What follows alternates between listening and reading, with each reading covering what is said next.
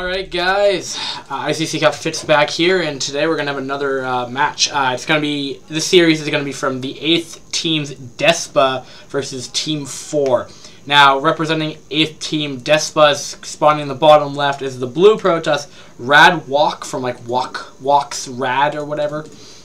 Is going to be spawning in the bottom right, and bottom left, excuse me. And spawning in the top right, we have the pink or slash purple Protoss Olabaz, supporting Team 4, so we'll have to see how this plays out. It will be a TVT, so we'll probably be seeing some very early aggression from both players. The map will be match point version 1.3, and I just got off work, so I'm a little bit tired, but I'm going to cast one game before I go off and do some other things. So, anyway, your main's actually on the same level as your natural, so it's a little bit different, more of a traditional old Brood War kind of thing from just the default maps you would get from Blizzard, pretty much. You have this little small choke point if you want to wall in, so it really won't be that hard to wall in. But up here you have this mineral patch that can be taken out to extend it if you'd like, but not too hard to wall off either. A bit bigger choke, but nothing you can't really handle if you want to fast expand. Now to get to each other's base, you kind of have to go up the natural, then come off of here, and then up on this central plateau, and then move off, and then up.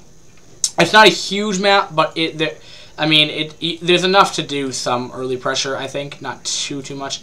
This is one of my favorite maps. I just kind of like the layout of it. Your third, you could either take this third, or you could take this gaseous third up here, depending. Most players will take this base, as it is very easy to secure, as it is like this little area. I've seen people make like defense cannon things from like replay of the week number 5 of week 4 or week 5, I forget. And I just see like so many cannons and stuff. It's just be kind of hard to penetrate through that, so it's very secure, and you have to pretty much do a drop on it in order to kill it, and like a big drop at that. So we'll have to see what both players go through the tech pass. In other news, like I was saying in the other cast, I thought I was gonna try to get all the games done, but it's just in reality there's so many games. Some of them last anywhere from 6 minutes to 50 minutes, and of how much I wish I had that much free time and how much, I can cast a Brood War per day because of my voice. It's not possible for me to do it, so I might do one, if not, I'll do at least one, if not 2 per week. There's just no way in reality I can do all of them. There's way too many games to cast, and I don't have the amount of free time that I wish because I also have the other. Because it's not like that's like 10 games by itself there. And then, actually we'll get a probe kill there. Not only do I have to do the replay of the week, which is 5, I have this, which would be 10, and then whatever C rank, I believe I'm also doing C rank. But the guy hasn't gotten back to me, so I don't even know yet. But I believe they just started, so I'm not sure if they're ready to give me the replay pack just yet. Oh, and also, Wk is averaging 159 this game, maxing at 230. And spawning in the pink or purple Protoss is averaging 127 and maxing at 235. So we're gonna see a higher average for Wk, and similar highest APM for both players. So I mean, it's not too critical. I mean, there's not a huge difference between the two, so we'll just have to see how it really comes out. Now, interestingly enough, he's going to be putting down double gateway. He is going to be doing double gateway as well, but he will be getting that that upgrade, range upgrade for the Dragoon, which will, especially if it's going to be a Dragoon on Dragoon Wars, which it might look like it is. It could potentially be swinging to Wk's favor, but we'll have to see how it plays out. If this going this early range will actually help him or actually hurt him in the long run, we'll have to see. But he will have a couple of units out.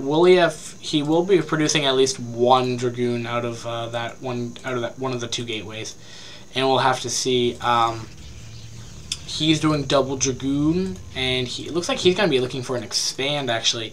But we'll have to see. He is still producing double Dragoon, and I don't know if he's looking to expand, but that pro placement makes it look like he will. Radd looks like he might want to put on some pressure here. I don't know how much damage it's really going to do, as they kind of have similar army compositions, and I don't know, maybe if that upgrade will kick in, though, he will have that, so That is 100 minerals spent into maybe potentially another Dragoon, which it looks like he does have.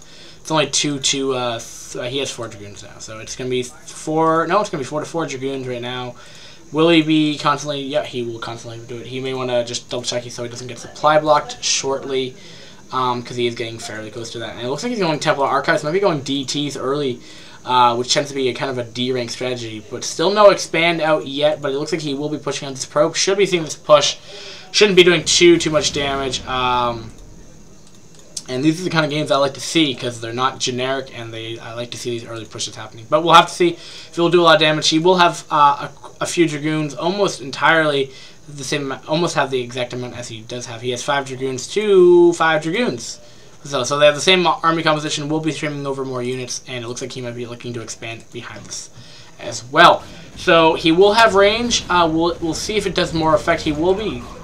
He has to be careful not to lose these Dragoons. They are taking a lot of damage, and he's not. Redrock's not really microing to his best right there, and didn't really come on top of that engagement at all. And we'll be getting that expand up as well, so that's going to be even worse for Redrock. He wasn't able to do any kind of damage, and you let him get up to DT tech, and he won't have anything for that. He's still on Cybercore tech. He's not going to have Observer or Robotech yet. And he's flying high in the minerals right now. This could be terrible for him. Is he checking for a third? Oh, Redwalk, what are you doing? Proxy pylon, I guess? Interesting play. But DT without Forge or Detection, this could be pretty bad. And, you know, I'm surprised, especially with with D-Rank having this happen so often. I'm just surprised he just doesn't just generally put in a detector into his build in PvP. He might be new, but yeah, this will be really bad for him. He will be losing a lot of probes here. We're putting down a robo facility, but it might be just too late. I mean, if DTs are going to be in his base killing out some probes, I don't know how this could really do much. Oh, yeah, he doesn't have any kind of detection. His best bet is to put down a Forge by his minerals, but, you know, wow. This is pretty bad for him. I don't know where the probes are actually going. He doesn't have another expand, and DTs are just going to be in the base right now. And he'll even have Storm up, I think. It looks like he'll have Storm operational somewhat, or it might be going Archon, either way. Dancing High Templar there. Oh, Storm will go off, and we'll soften up that army. Oh, that's gonna be a lot of damage to the Dragoons. And funky little dancing of the. Yeah, it looks like he'll be able to clean this up with no problem. Archon will be morphing in. Actually, he does have quite a few Dragoons right here. One's fairly low. You might want to push that one back, but we'll see if he can do some damage here. Does he really have much? He will be off of 3 gateways, so he should be able to push this back shortly. We'll get a shot off from the Archon before it dies. And this is what he's building here. He's building robots. And finally, Observatory after all of that when DTs are roaming the base. Interesting play. And he could push up here, kill that Dragoon, and we'll have to see. He will have a DT up, though, which will just pretty much force us push back. And, I mean, yeah, I think this game is pretty much over. I mean, like, what can he do? His army's dead. His whole mineral line's dead. And he doesn't have anything. He can't even... He's building a Reaver.